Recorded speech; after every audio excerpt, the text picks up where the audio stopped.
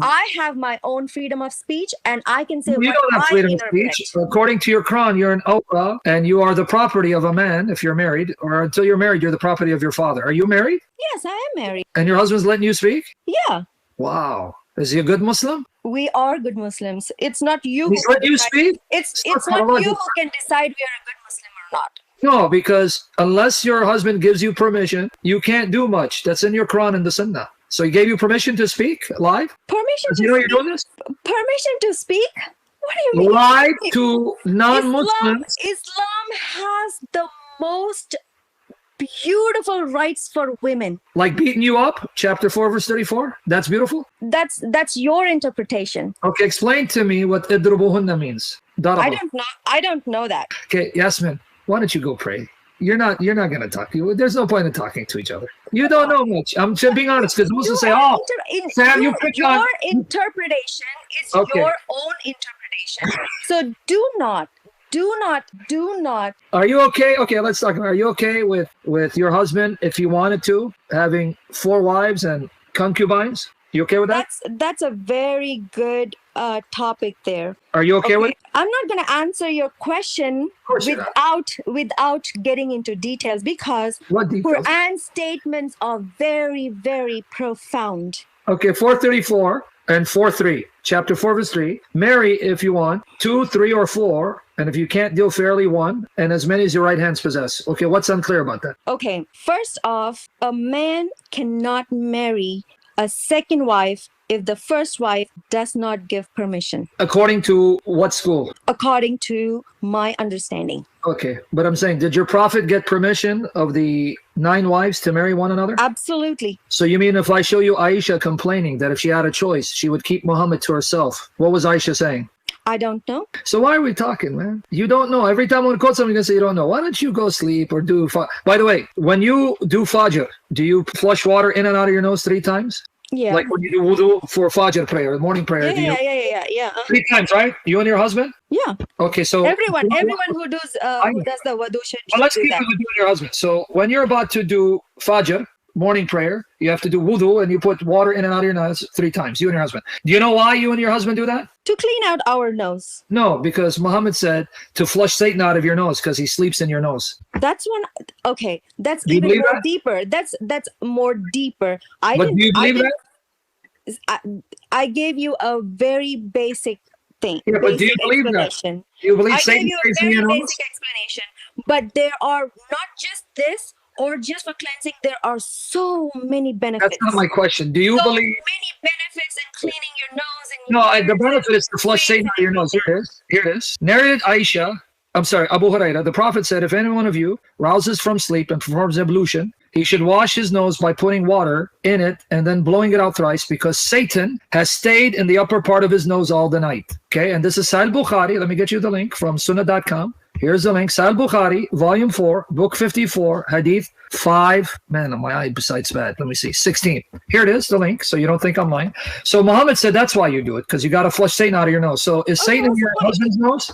Okay, what's the point? How many noses does Satan live in? Because if you're flushing him out of your nose and your husband's flushing out of his nose, that means he's in your nose and his nose at the same time. How is that possible? How is it possible? Because Satan is a form of I don't know exactly what form it is, but Satan is with almost everyone leading into evil. So Satan's omnipresent, huh? Wow. Even your God is not omnipresent, but Satan is, huh?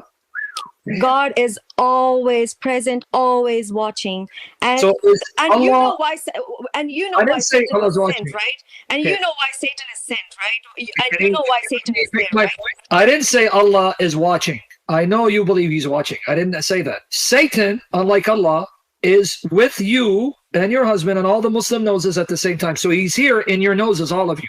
Even Allah is not with you the way Satan is. So how can Satan be with all of you in your noses physically, something that Allah doesn't do? That's not right. That's not right. What your statement is not right, because Allah is with you whenever you are. So is right. Allah physically with you, like Satan's physically in your nose? Physically, Seriously? Allah Yeah, Allah because is you're so flushing. small that he Is can get water into my is water nose? physical? No, Hold on. Allah is Allah so small that he can get into my nose? But wait, Satan is so big he can fit in all of your noses at the same time. Satan's form is different. Do you know what's the form of Satan?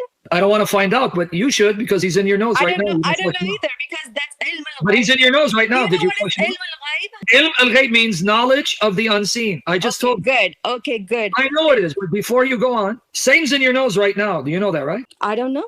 Yeah, your prophet just said that when you perform Fajr, you have to flush water in and out of your nose because Satan stays there overnight. It's now overnight. It's night where you're at, right? Say okay. So So he's in your you nose. Did you flush him okay? out?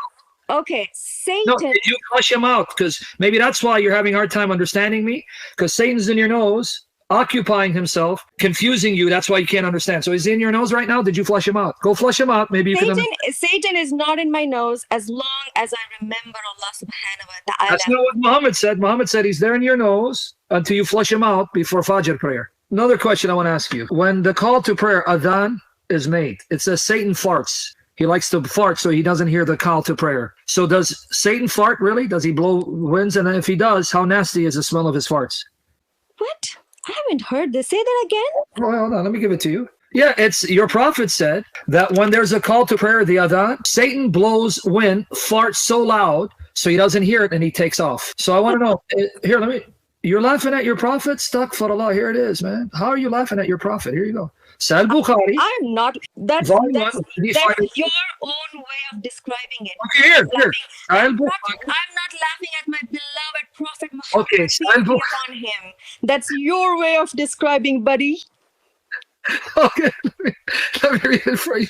Sal Bukhari. Oh, you make me laugh, I swear. Okay. Narrated Abu Huraira.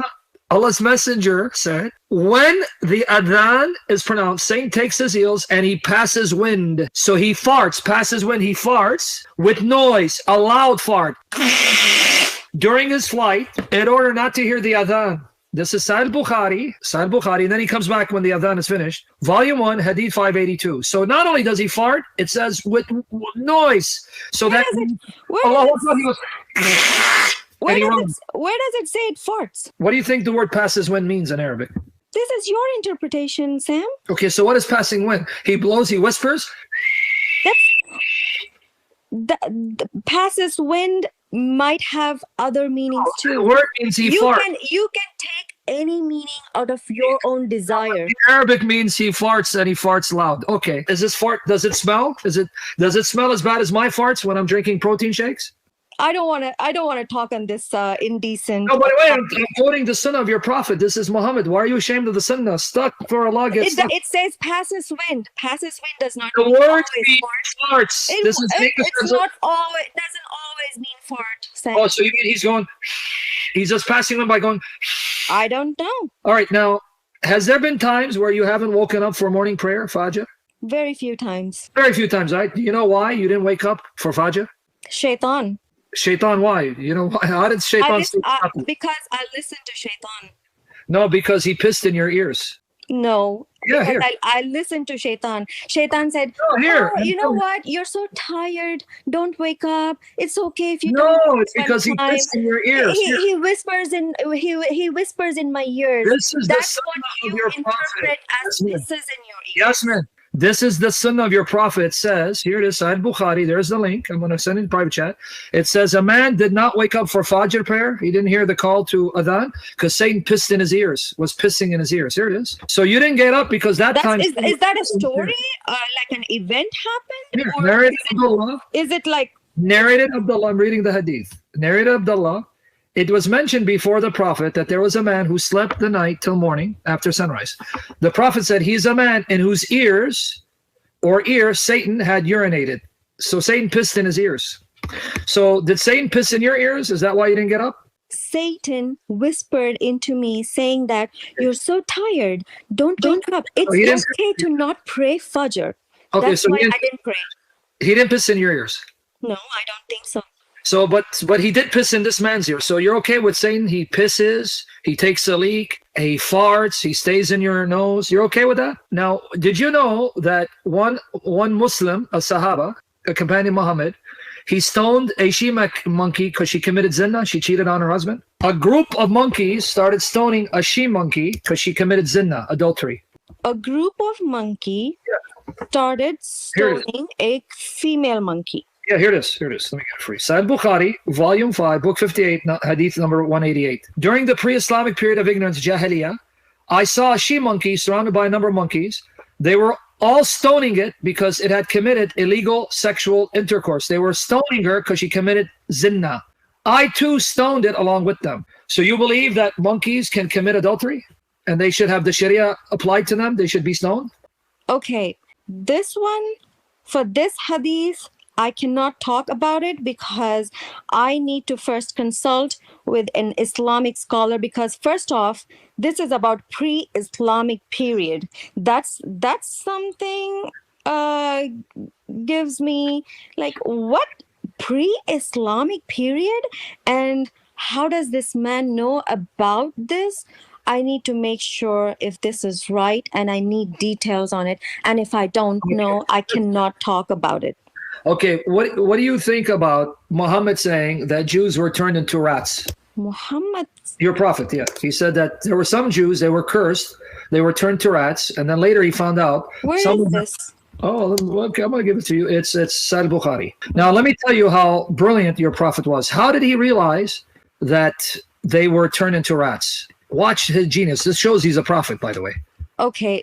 Okay, So well, let me see. again, Can I post it before? Okay, hold on. Let me just post it. yeah. Take your time. Narrated Abu Hurairah, the prophet said, a group of This is Israelites. Quran or Hadith? This is not Quran, right? This is Hadith, Bukhari. Then I'm going to give you Quran. Hadith, Sahih Bukhari. I gave you the link. Mhm. Narrated Abu Hurairah, the prophet said, a group of Israelites was lost. Nobody knows what they did. But I do not see them except that they were cursed and changed into rats. How do you know they were changed into rats? Now watch. This is why. For if you put the milk of a she-camel in front of a rat, it will not drink it. But if the milk of a sheep is put in front of it, it will drink it. You know what he means? These rats do not drink the milk of a she-camel because in Judaism, they cannot eat camels or drink their milk. So these rats would not drink the milk of a she-camel because that means they were Jews. These Jews became rats, so these rats were Jewish rats. That's why they didn't drink the milk of a she-camel, because that's haram for them. But the milk of a sheep, they drank.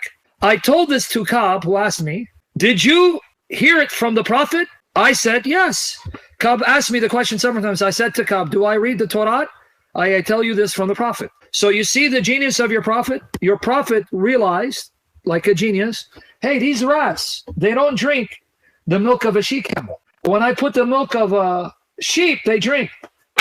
These are the Jews that Allah cursed. These are Jewish rats, them stinking rats. That's why they don't drink the milk of camels, because camel is forbidden for them. So do you believe that Allah turned Jews? If what you are showing is indeed in the Quran, look at that. Those Jews who incurred the curse of Allah. So Allah turned them into rats and pigs and monkey. Okay. No. Don't put words into my mouth. Okay. Look at this. Those Jews who incurred the curse of Allah. He mentions only those. And yeah, it means that Jews and Christians and Muslims are people of Allah subhanahu wa ta'ala, except for the Jews and Christians and Muslims who incurred the curse of Allah. It's not about just Jews. So they deserve to be turned into pigs? It's not about all Jews. It's not about all Jews. It's not about all Christians. It's not about all Muslims. It's about only those few who incurred the curse of Allah, including Muslims. I'm not saying that Muslims are all good, Muslims are all protected. No. Whoever does wrong, regardless of a Jew, regardless of a Christian, regardless of a Muslim, they are cursed and they will get punished. And okay, one more thing. We got that. Okay, yeah, you already did. You told me it's only Jews who are evil and cursed. Not all Jews. You already explained it. You want to give me another 5-hour lesson on it? Narrated Abu Hurairah. This Abu Hurairah is classic. The Prophet said the people of Bani Israel used to take bath naked, all together, looking at each other. The Prophet Moses used to take bath alone. So he used to go take a bath alone by himself. Now watch. They said, Wallahi, by Allah, Nothing prevents Moses from taking a bath with us except that he has scrotal hernia. So they were making fun of him.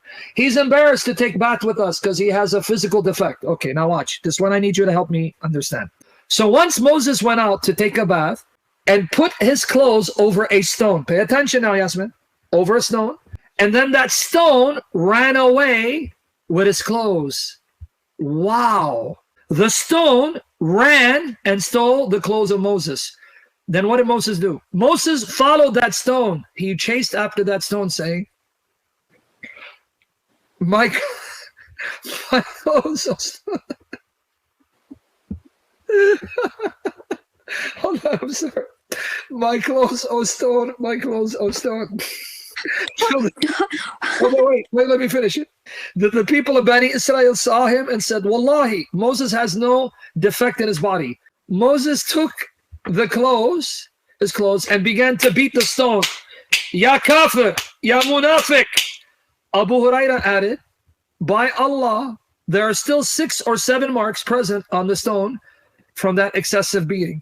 Okay, so my question to you, this is from Bukhari, Volume 1, Book 5, Hadith 277. Are you telling me a stone ran away stealing Moses's clothes, and you believe that? Can I talk? I mean, because I have 2 more questions, but I want to know, you believe that?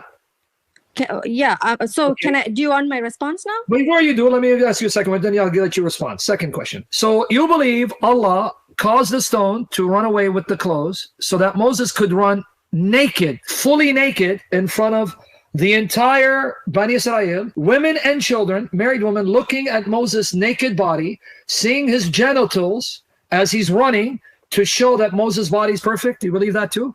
Did I first say yes for the first statement? But you got to. This is Sunnah. This is. I asked you a simple question. Do you want my response now? I just asked you. I didn't say yes. So you're rejecting Bukhari, the son of your prophet. Astaghfirullah, a'udhu billahi. I am not rejecting Bukhari. I just don't know where this fake Bukhari that you got. Okay, I gave you the link here. You can show it to your scholar. I will confirm with my scholar. Okay, keep it here. Here it is. Save the link, though. I just sent a private chat. Yes, I'm going to save. Assuming he says, yes, it's authentic. Let's just assume it's authentic. Just let's say. So you would then... Assumption is not as equal as truth. Right. I cannot assume. All right, then. Well, now, here's what you're going to do. You take those links, save them, go talk to your scholar, contact me on Skype if you want to go and talk about Quran and Bible corruption. Okay?